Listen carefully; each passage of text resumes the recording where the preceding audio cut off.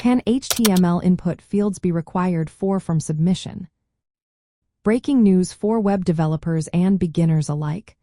The question on many minds today is whether HTML input fields can be required for from submission. If you are creating forms and want to ensure users fill out essential information, you are in the right place. Let's get into the details that matter. Yes, HTML input fields can indeed be made required. This is accomplished by adding the required attribute to the input element in your HTML code. When you set this attribute, the browser automatically checks if the field is filled. If the field is empty, the form will not submit, and the browser will display a default validation message to prompt the user to complete the field. This built-in validation feature is part of HTML5. It works seamlessly without the need for extra JavaScript, making it beginner-friendly.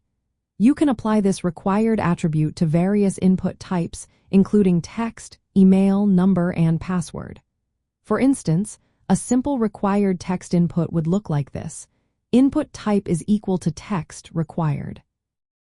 In addition to the required attribute, HTML5 also supports other validation features through the Constraint Validation Application programming interface.